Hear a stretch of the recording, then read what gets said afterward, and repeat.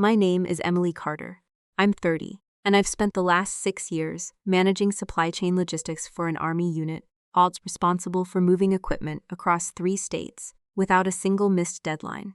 The kind of job where a miscounted pallet or a mistimed convoy can cost real money and real sti, and where I've learned to keep my voice level and my hands steady, even when everything behind the numbers is falling apart.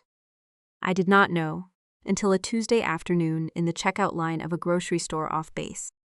Fluorescent lights humming overhead, and a country song playing too quietly over the speakers to actually make out the words.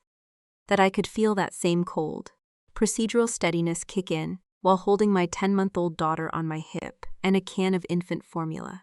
In my other hand, my WIC card already halfway out of my wallet, the cashier waiting. A line forming behind me with the particular restless shuffle of people who have somewhere else to be. I did not expect, in that same line, 3 registers down, to hear a voice I hadn't heard in over a year say my name like a question. Emily? I turned, and there was my grandmother, Margaret Whitmore, standing in a grocery store aisle in a camel coat that probably cost more than my monthly rent, looking at me with an expression I couldn't immediately place. Not surprise exactly. Something closer to confusion, trying very hard not to become alarm. If you've ever had someone from a completely different version of your life step into the middle of your actual current life without warning, you already know the specific kind of vertigo that creates. Stay with me, because this moment is about to become the biggest one of my life. I want to explain who Margaret Whitmore is, because the woman standing in that grocery store aisle wasn't just my grandmother. She was the founder and chairwoman of Whitmore Holdings, a name that showed up in business journals and philanthropic galas, a woman respected across an entire industry for building something out of nearly nothing decades earlier, and refusing, even at 79, to fully step back from it. She was also, somewhere underneath all of that, the woman who used to send me birthday cards with her own careful handwriting inside, who once sat with me for an entire afternoon. When I was 14, explaining compound interest with a patience. My own parents had never quite managed. We hadn't spoken much in the last 2 years, not because of any single blow-up. Nothing dramatic enough to point to as the reason. Just the slow, quiet drift that happens when a family stops making the effort, and nobody notices exactly when the stopping started. I'd moved for the Army. She'd stayed immersed in the company. Phone calls got shorter, then less frequent, then mostly limited to holiday texts. Neither of us fully meant. She was looking at the card still in my hand, the pale blue and white of it unmistakable, even from a few feet away. And I watched her expression shift from confusion into something more focused, more like the look I imagined. She gave a balance sheet that didn't add up the way it was supposed to. "Is that a WIC card?" she said, not quite a question yet, more like she was testing the words against something she already believed to be true, and finding they didn't fit. If you've ever had to explain, out loud, in public, exactly how hard things had gotten, to someone who had no idea, comment, I know that feeling below. This story is for you. It's fine, Grandma, I said, the automatic deflection coming out of me before I'd even decided to say it. The same reflex I'd developed over years of learning not to make my struggles anyone else's burden to carry. It's just formula, it helps. Sophie shifted against my hip, her small fist working at the collar of my jacket, oblivious to the fact that she was in that exact moment, the reason 2 very different worlds had just collided in a grocery store checkout line. I adjusted her weight without thinking about it, the same automatic motion I'd made 1,000 times since she was born, and I watched my grandmother's eyes move from the card to Sophie, back to me. Doing some kind of math I couldn't yet see the shape of. Emily? She said slowly. Why on earth would you need assistance like that? You're supposed to be receiving $200,000 a month from the family trust. You have been for over a year. I want you to understand what it feels like to have someone say a number like that to you, while you are standing in a checkout line with $11.40 in your actual bank account, waiting on a WIC voucher to cover the difference on a can of formula. Your daughter's diaper bag slung over one shoulder, because you couldn't afford to leave her with anyone that afternoon. The number didn't sound real. It sounded like a sentence assembled out of words I recognized individually, but that made no sense arranged in that particular order, aimed at me. I've never received anything from the trust, I said. Not one payment. Not ever.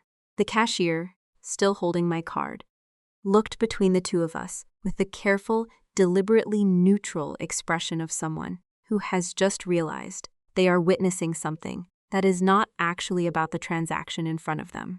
If you've ever had one sentence completely rearrange your understanding of your own life in real time, standing in a public place with no way to process it privately, comment the ground moved below. We are only getting started. My grandmother didn't say anything else in that checkout line. I remember that specifically, because it wasn't like her to go quiet after in the middle of something important. She was a woman who ran board meetings, who negotiated acquisitions worth more than most people would see in 3 lifetimes, who did not, as a rule, let silence sit unaddressed for long. But she went quiet then, her jaw tightening in a way I hadn't seen since I was a teenager, and had watched her take a phone call about a business partner who'd tried to quietly move money somewhere he shouldn't have. She insisted on paying for my formula herself, over my protests, and then asked if I had 15 minutes to sit with her in the small cafe attached to the store. I said yes, mostly because I still didn't fully understand what had just happened, and because some part of me needed to hear her say the number again to confirm. I hadn't misheard it the first time. We sat at a small table near the window, Sophie asleep against my chest by then, worn out from the noise and the movement, and my grandmother pulled out her phone and made a call. I wasn't meant to fully understand yet, her voice dropping into a register I recognized as the one she used for business, not family. "Nathan," she said, "I need you to pull the full distribution history on the Carter Trust allocation. Every payment, every date, every signature. Today, if you can manage it." She hung up and looked at me across the table, and for the first time since I'd known her, I watched my grandmother look genuinely uncertain about something. "Emily," she said, "I need you to tell me exactly how long this has been going on. The struggling. All of it. If you've ever had to finally say out loud, to someone who could have helped, exactly how bad things had gotten while they had no idea. Comment. I finally said it below. Chapter 2 is where the real digging begins, I told her. Not all at once, not gracefully, but I told her. About the months I'd stretched a single paycheck across rent, formula, and gas for the drive to base. About the nights I'd sat at my kitchen table doing the same kind of careful, methodical math I did at work. Except this time, the stakes were whether Sophie had enough diapers to make it to the next payday. My voice caught somewhere in the middle of it, and I noticed my hands had gone still on the table, in a way that felt almost clinical, the same stillness I brought to a shipment that had gone missing. I told her about applying for WIC 8 months earlier. The specific, quiet shame of standing in a government office, filling out forms that required me to document exactly how little I had. The fluorescent light in that waiting room, the way I'd kept my eyes on Sophie the entire time, instead of on the caseworker, so I wouldn't have to see anyone's face while I answered. I told her how I'd told myself, every single time I used the card since, that it was temporary, that things would level out eventually, that I was handling it the way I handled everything else. Quietly, efficiently, without asking anyone for help I didn't think I deserved to need. I did not tell her, because I did not yet know it myself, that somewhere in a filing cabinet, or a server, or a set of records I'd never once had access to, my name had apparently been attached to a monthly distribution, large enough to have changed every single one of those nights completely. My grandmother listened without interrupting, her hands folded on the table in front of her, and when I finished, she reached across and covered my hand with hers, her grip firmer than I expected from a woman her age. "I am so sorry," she said. "I believed you were provided for.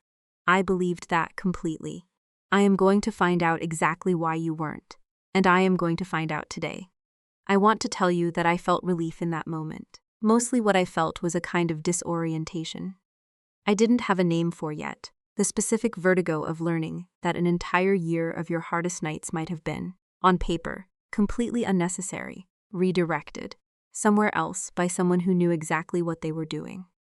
While I sat at my kitchen table, doing math that shouldn't have needed to be that hard, if you've ever discovered that a struggle you thought was simply your life turned out to be something someone else engineered without your knowledge. Stay with me.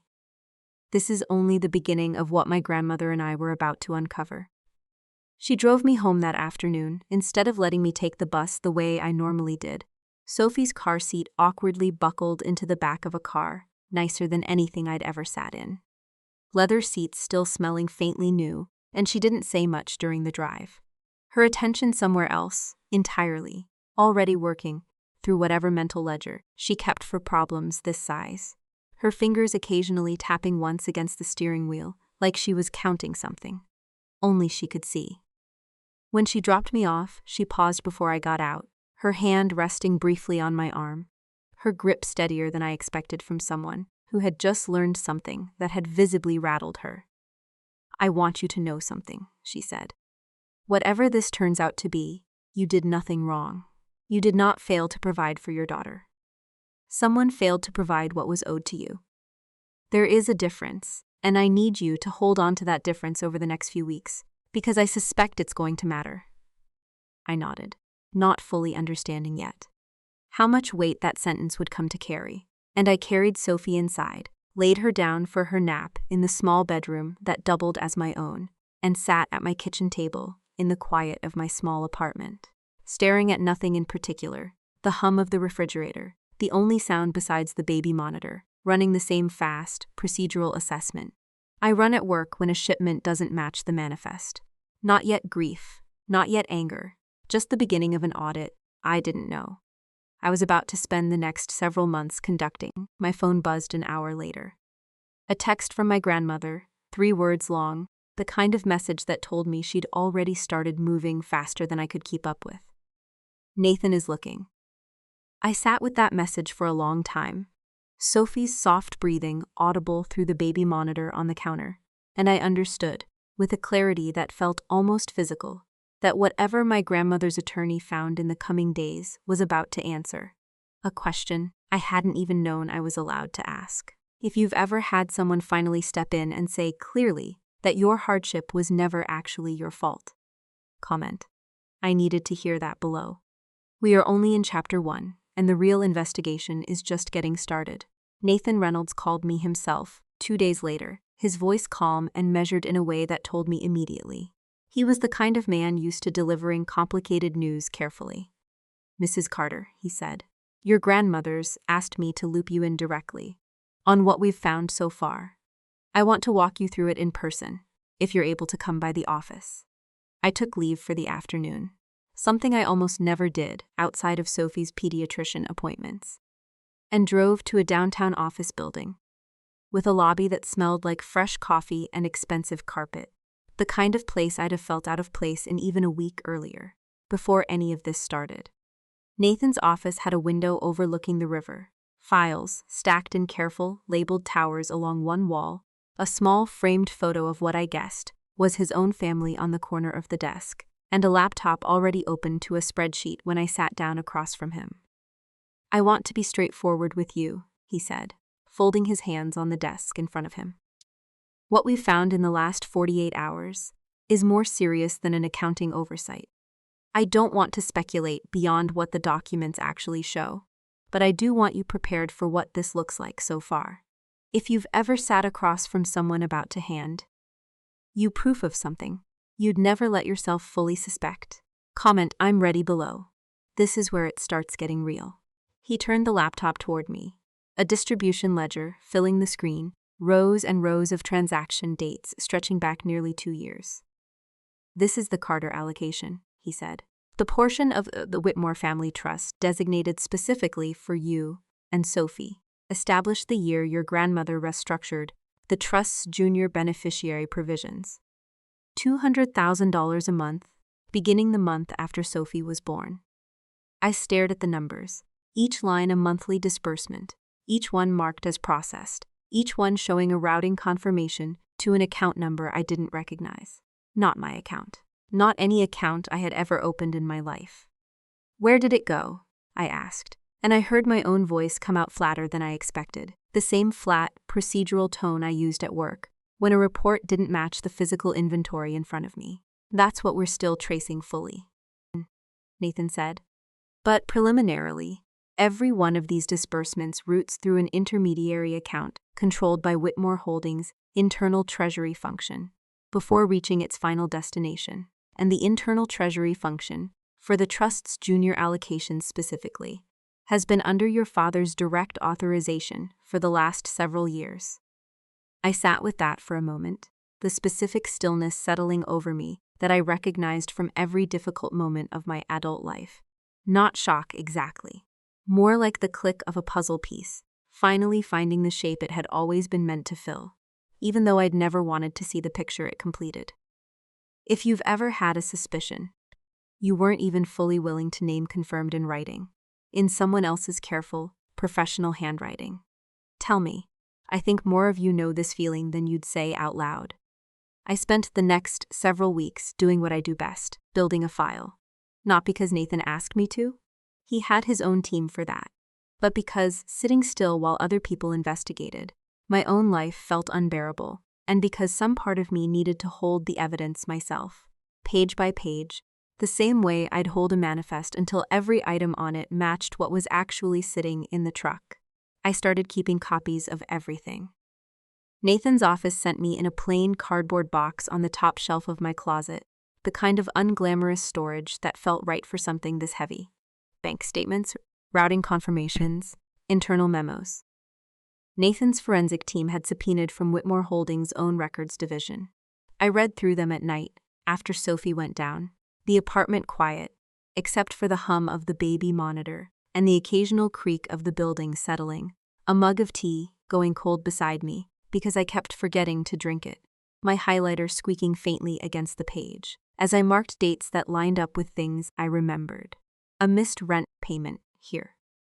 A night I'd skipped dinner there to make sure Sophie's formula lasted the week. The pattern, once I started really looking, wasn't subtle. It was methodical. The way real theft usually is when it's been running long enough to become routine for the person doing it. Every month, the $200,000, designated for the Carter allocation, moved through the same intermediary account, then split.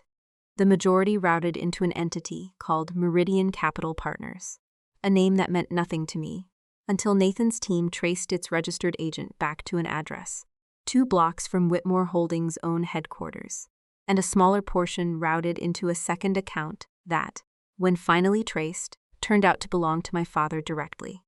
If you've ever found out that a home you thought was simply out of reach for your family's income was actually funded by money that was legally, on paper, yours, comment. I found the trail below. We're getting closer to the truth here.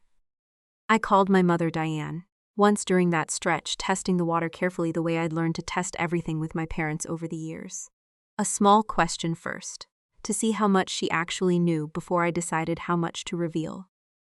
Mom, do you know anything about how the family trust is structured? Specifically, the part that's supposed to go to me and Sophie?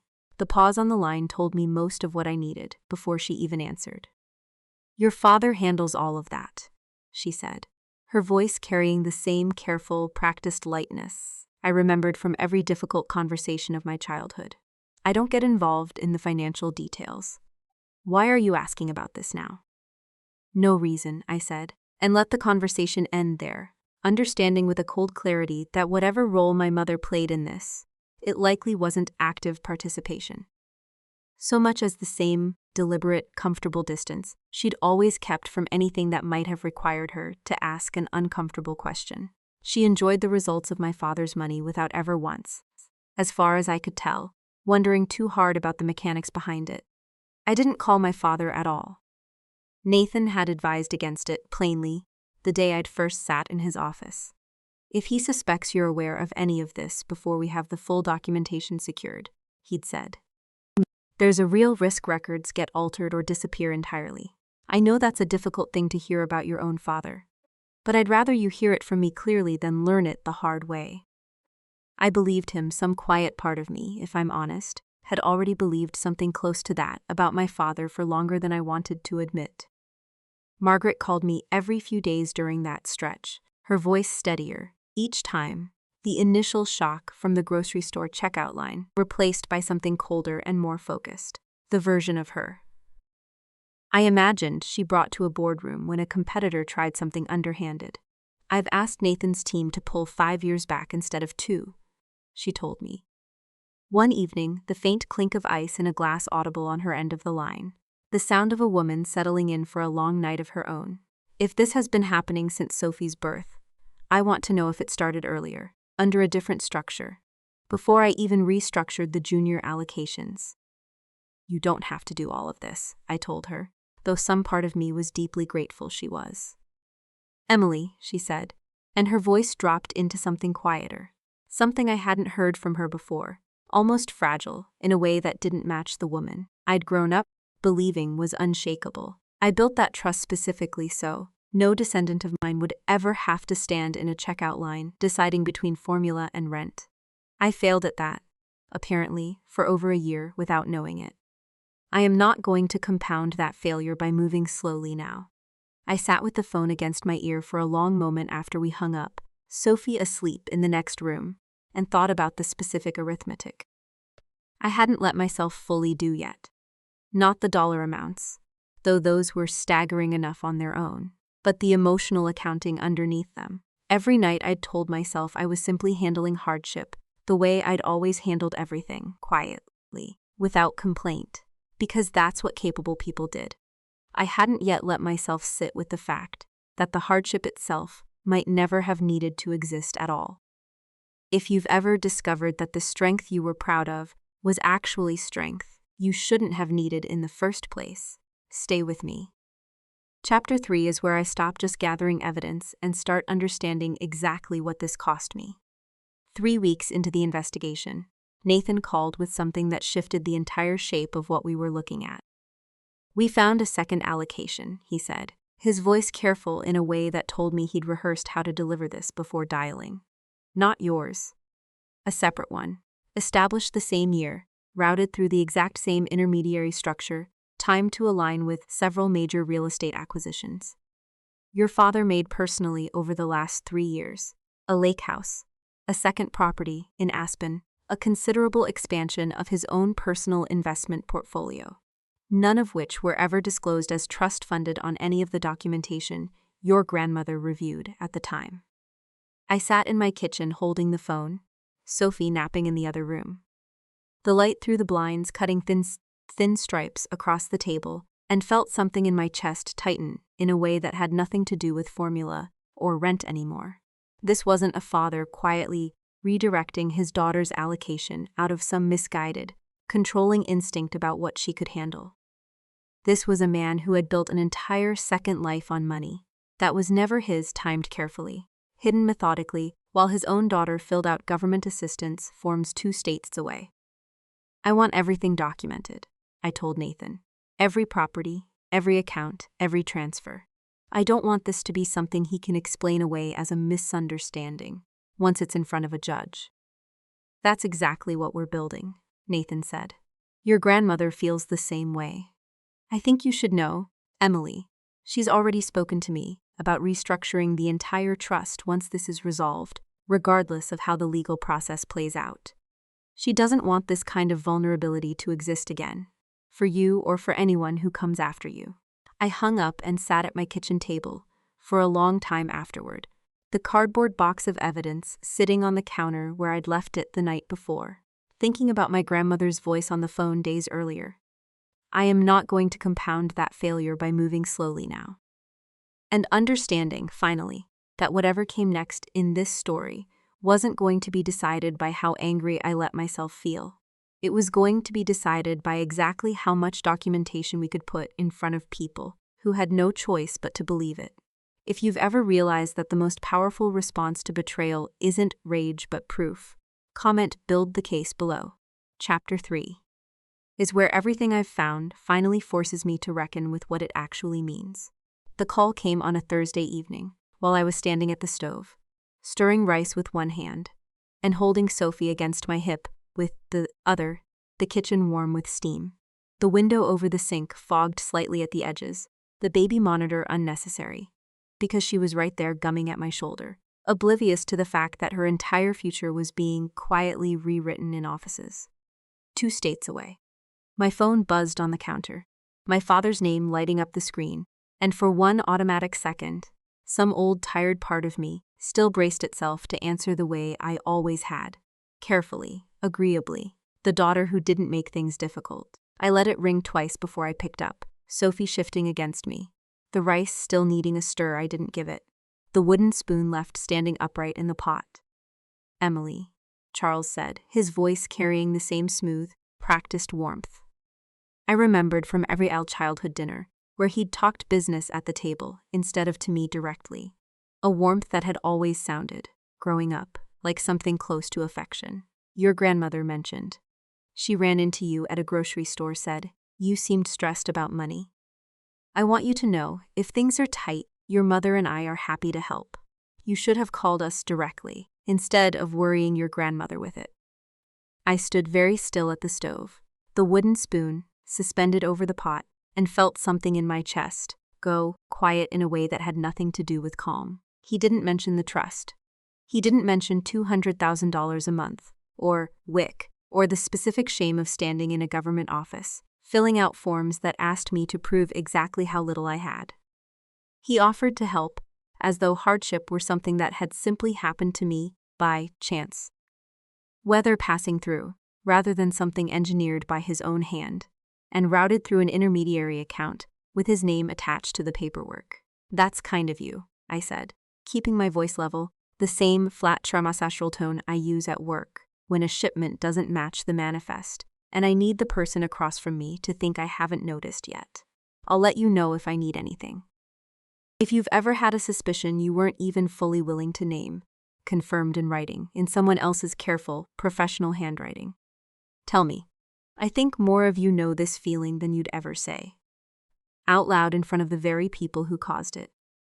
I want to tell you about the exact moment the arithmetic finished, because it wasn't the checkout line, and it wasn't Nathan's office with the ledger open on his laptop. It was that night, after I'd put Sophie down and sat alone at my kitchen table, with the cardboard box of evidence pulled down from the closet. One more time, doing the kind of comparison I'd been avoiding, without quite admitting to myself that I was avoiding it. I made 2 columns on a legal pad, the same instinct that had gotten me through 6 years of logistics work, taking over almost against my will. On one side, every dollar that had been legally on paper, mine and Sophie's across the last year and a half.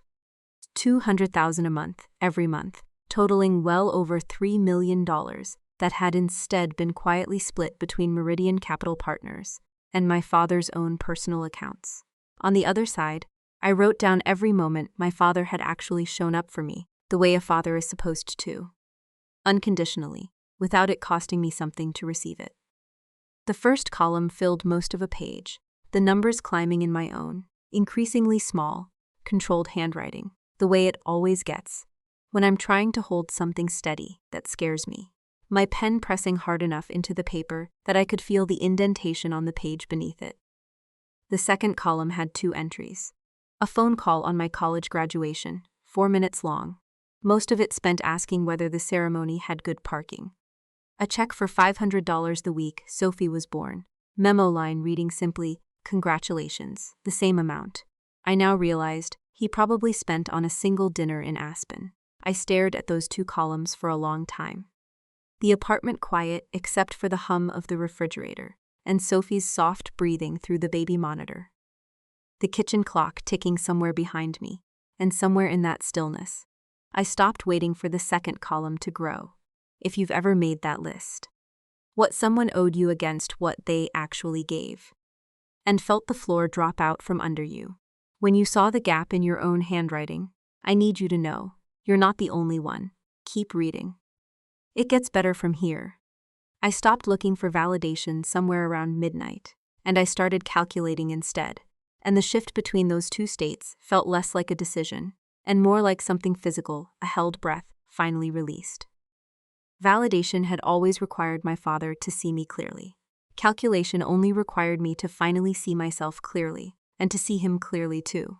Without the soft forgiving edit I'd apparently been running on him my entire adult life. I thought about every year I'd told myself the distance between us was simply how some fathers were. Busy, focused on the business, not naturally warm the way other people's parents seem to be. I had built an entire, generous explanation for his absence out of nothing but hope, filling in the gaps myself, the way you fill in a redacted document, assuming good intentions behind the blackout, because the alternative felt too large to hold. I understood, sitting there with my 2 unequal columns and a sleeping daughter down the hall, that I had spent my entire adult life being useful to my father in exactly one way. As a story he could tell himself about how self-sufficient his daughter was, how she never asked for anything, how the army had made her tough in ways he could take a distant, uninvolved pride in, without ever once checking whether that toughness was costing me something he could have prevented. Nobody thanks the person providing the alibi. Nobody protects them. They just point to them when convenient as proof that nothing was ever actually wrong. If you've ever realized you were being used as evidence that someone's neglect didn't count as neglect, because you managed to survive it anyway, tell me. I think this is one of the loneliest realizations a person can have, and I don't think enough people say it out loud. My hands were steady when I called Nathan the next morning, steadier than they'd been in weeks, the absence of the low, constant hum of anxiety I'd been carrying since the checkout line replaced by something with better posture, something I didn't fully recognize yet, though I would come to know it very well by the time this was over. I want to move forward formally, I told him. I want everything documented to a standard that would hold up in front of a judge, not just enough to confront him privately. I don't want a version of this where he gets to explain it away as a misunderstanding. You understand what this means, Nathan said. Not as a warning, but as a simple statement of terrain, the way a surveyor tells you exactly where a property line falls, whether you like where it lands or not. Once we file formally, there's no quiet version of this left. Your father will know something has changed, and given the scale of what we've found, his legal team will likely respond aggressively. I know, I said. He may try to frame this as a misunderstanding at first. If that doesn't work, he may attempt to characterize your hardship as exaggerated or self-inflicted in an effort to undermine your credibility before a judge. I want you prepared for that specifically, because it is often the ugliest part of cases like this. I know, I said again, and I meant it more each time, the words settling into something closer to certainty with every repetition. There was a pause on the line, and then Nathan said something I've thought about many times since. Your grandmother built protections into this trust because she trusted the people around you to honor them, not because she anticipated needing this level of scrutiny. What you're doing now isn't betrayal, Emily. Whatever your father tries to call it later, it's simply, finally, an honest accounting.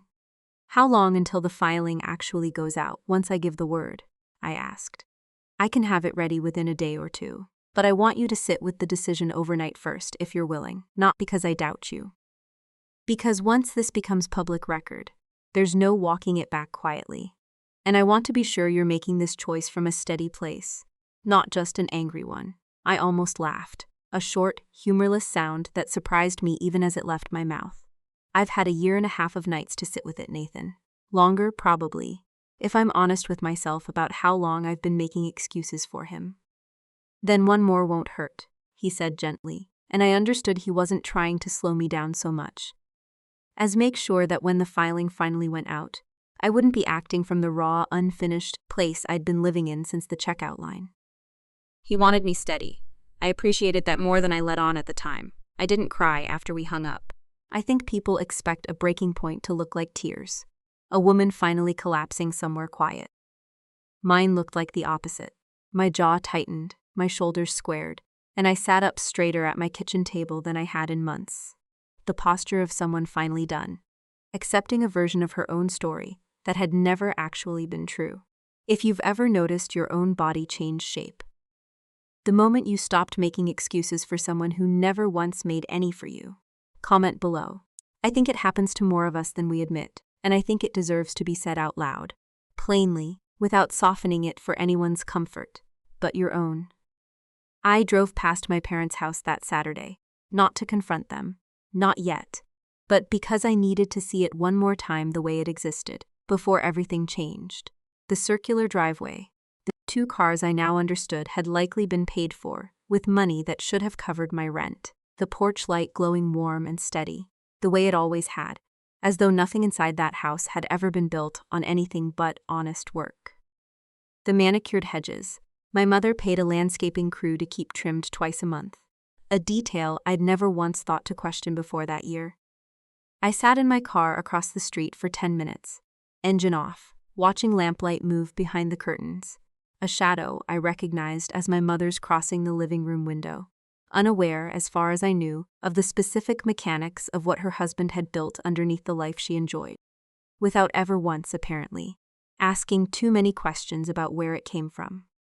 I wondered, sitting there, whether she'd ever once looked at the Aspen property or the lake house, and felt even a flicker of curiosity about how easily it had all arrived. I thought about my grandmother's voice on the phone days earlier. I am not going to compound that failure by moving slowly now. And I understood, sitting there in the cooling evening air, that she hadn't just been protecting money. She'd been trying quietly to protect the version of me capable of finally seeing my father clearly, instead of the version who kept building him excuses out of nothing but hope. I started the engine and drove home without going inside.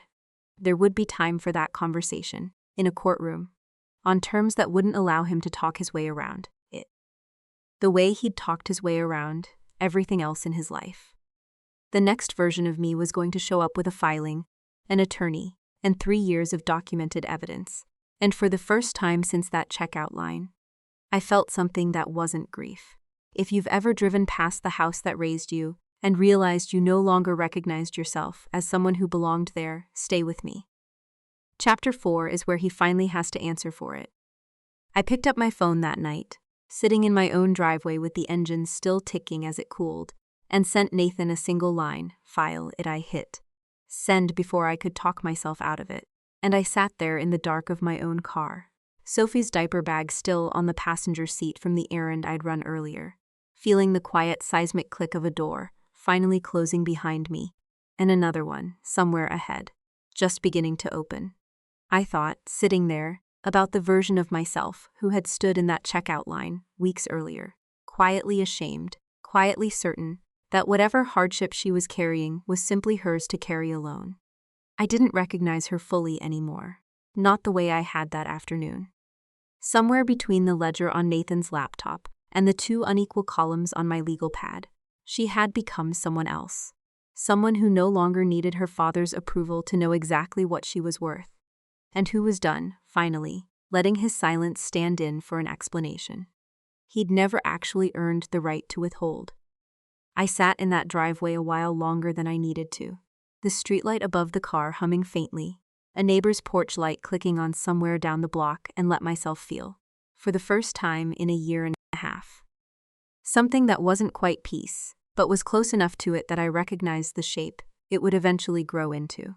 The filing went public on a Monday morning, and by Monday afternoon, my phone had already started behaving the way I'd expected it would. Silent from my father entirely. 3 missed calls from my mother, and a single text from Margaret that read simply, "I'm proud of you." Whatever happens next, remember that I read it twice, sitting on the edge of my bed with Sophie's monitor crackling faintly on the nightstand, and felt something loosen in my chest that had been tight. For so long I'd stopped noticing it. I want you to understand what it feels like to watch a filing become real. To see your own name and your daughter's name printed alongside terms like breach of fiduciary duty and misappropriation of trust assets. Words that had, until a few months earlier, belonged to a version of my life I hadn't even known existed. I read the document sat at my kitchen table. Sophie asleep in the other room, the printer paper still warm from Nathan's office copier, and felt something settle in my chest that wasn't quite triumph. It was closer to relief, the specific relief of finally not being the only person who could see clearly what had happened to me. If you've ever watched something you kept privately true for months finally become undeniable in writing, in a way no one could talk you out of anymore, comment, "It's finally real" below. This is where everything comes together. After months of quiet, careful work that nobody but Nathan and my grandmother ever fully saw. The hearing took place 8 weeks later, in a courtroom smaller and quieter than I'd imagined.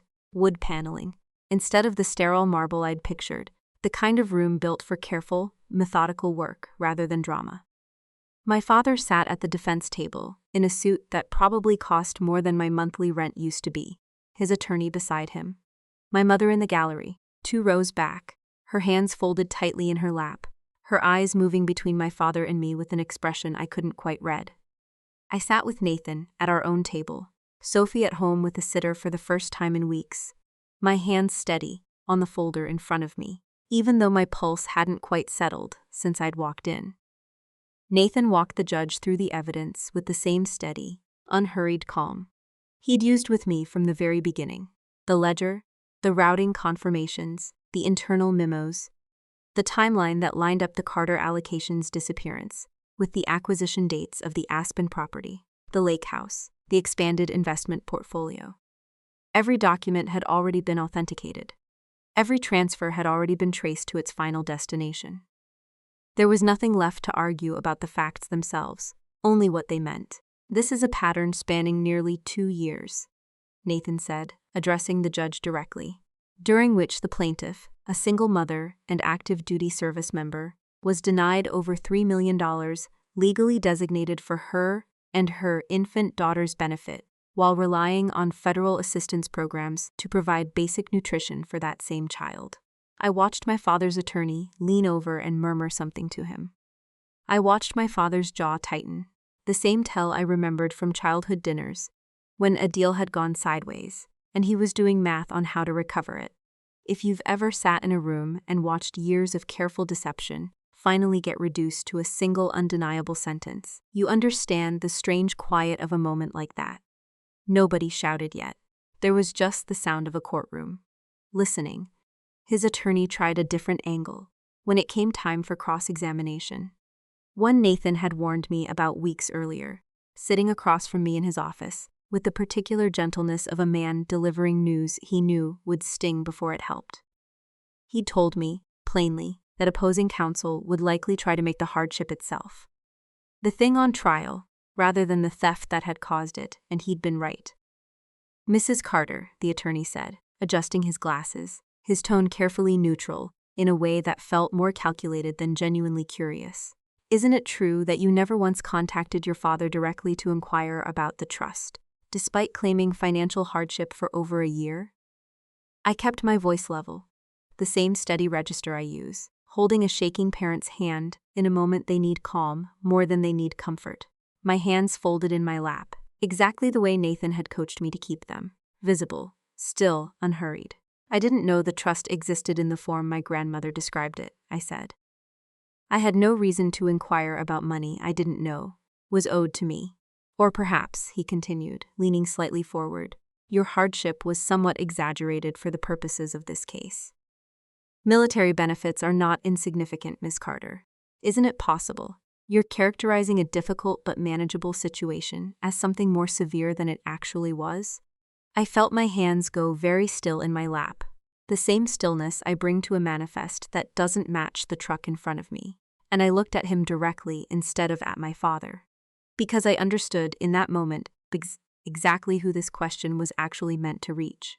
Not me, but the judge, and whatever doubt they were hoping to plant before the ruling came down. "I want to answer that honestly," I said. "There were nights I calculated, to the dollar, whether I could afford both rent and formula in the same week. I chose formula every time, because my daughter's nutrition wasn't negotiable to me, and I made up the difference on rent by working extra logistics, shifts on weekends I should have had off. I filled out a WIC application in a government office because I did not believe at the time that I had any other option. I don't think that's an exaggeration, and I don't think it's something I should have to defend in a courtroom in order for it to be believed." The courtroom went quiet in a way I felt more than heard, the particular stillness of a room that has just stopped performing and started actually listening. If you've ever had to defend the reality of your own hardship to someone determined not to believe it, and found the strength to answer plainly instead of shrinking, comment, I stood my ground below. This is the moment the entire case turned.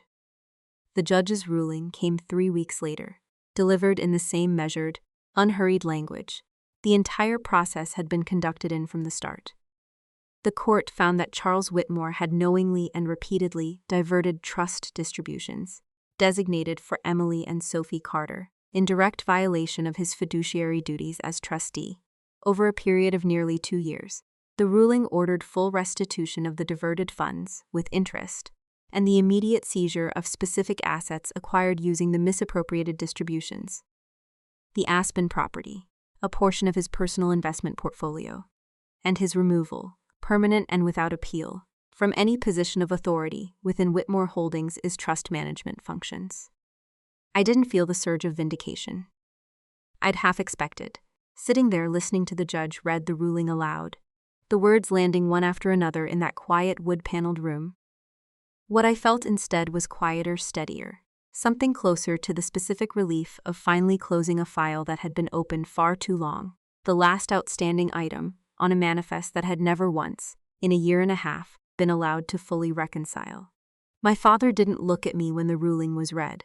He looked straight ahead, at some fixed point beyond the judge, his jaw set the same way it had been throughout the entire proceeding, and I understood, watching him, that whatever apology I might have once hoped for wasn't coming, not that day, and possibly not ever.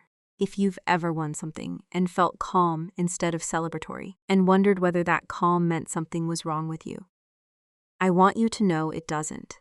Sometimes justice simply feels like quiet. That's not a smaller victory. It's just a different shape of one. My mother found me in the courthouse hallway afterward, her hands still folded the way they'd been in the gallery, her eyes red-rimmed in a way that told me she'd been crying quietly. Through most of the ruling, mascara smudged just slightly at the corner of one eye, despite her best efforts to keep it composed. "I didn't know," she said, her voice barely above a whisper in the busy hallway around us. "Emily, I promise you, I didn't know any of this. I should have asked more questions about where things came from. I never wanted to know badly enough to actually find out. I believe you," I told her, and I meant it, because I understood, standing there, that her not knowing and my father's careful concealment had grown from the same soil, just watered very differently. One an active betrayal, the other a comfortable, deliberate distance from anything that might have required an uncomfortable answer. Neither was innocent. Exactly. But only one of them had built an entire second life on money that was never his. Margaret was waiting for me outside, standing near her car in the same camel coat she'd been wearing the day. This all started, the late afternoon light catching the gray in her hair, and when I reached her, she pulled me into a hug tighter than I expected from a woman. Her age, Sophie squeezed carefully between us, cooing at the sudden closeness, her small fist curling into the wool of Margaret's coat. "I am restructuring the entire trust," she told me once we'd separated, her hand still resting on my shoulder, as though she wasn't quite ready to let go completely. Independent oversight, quarterly audits, distributions that flow directly to beneficiaries, without ever passing through a single intermediary account controlled by one person. I built this family's wealth to protect the people in it. I am not going to make the mistake of trusting a single individual with that kind of unsupervised authority again, no matter how much I love them. If you've ever watched someone finally rebuild a system that failed you, brick by brick, with more care than the original ever had, comment, "That's real accountability" below. We're almost at the end of this story. I used part of the restored funds, once everything settled, to buy a modest house not far from base, small enough that I still catch myself, some mornings, doing the same careful budget math out of habit, even though I no longer need to. Standing in the kitchen with a grocery list in hand, mentally tallying totals before I've even left the driveway. Some habits I've learned don't disappear, just because the reason for them finally does. I kept serving because the work still mattered to me for its own sake, not because I needed the paycheck the way I once had, and my unit never knew, until it became public record, exactly what had been happening in the rest of my life while I showed up every morning and did my job the same way I always had. The rest of it, with Nathan's help and my grandmother's full support, went into something new. An emergency assistance fund for military families and single parents, modeled loosely. I told Margaret with a small, tired laugh on the kind of trust that should have protected me from the start. We named it after her, over her mild protests, because I wanted her legacy tied to something that actually helped people the way she'd always intended her money to, rather than something quietly hollowed out by someone who'd learned to perform trustworthiness instead of practicing it. The first grant went to a young corporal, 2 units over, a single father of twins, who'd been quietly skipping meals himself to make sure his kids never had to. I sat with him in Nathan's office the day the funds cleared, and I recognized, in the careful, guarded way he thanked me, the exact same instinct I'd carried into that grocery store checkout line all those months earlier.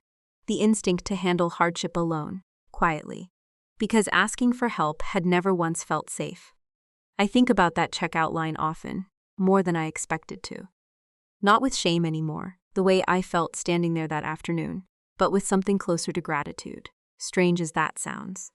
If my grandmother hadn't happened to be in that exact aisle, at that exact register, on that exact Tuesday, I don't know how much longer I would have kept quietly absorbing a hardship that was never actually mine to carry alone.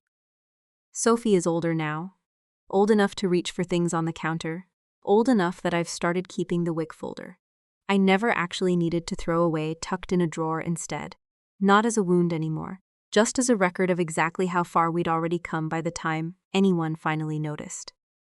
Some evenings, folding her laundry, I'll catch sight of it and think about the woman I was in that checkout line, and I find I no longer flinch away from the memory the way I once did. I let myself sit with her for a moment instead, the way you'd sit with someone who did the best she could with what she had, because that's exactly what she was doing. If you've ever built something good out of the exact thing that once nearly broke you, I want you to sit with that for a second, because it's rare, and it's real, and it's worth everything it costs to get there. Thank you for staying with this story to the end.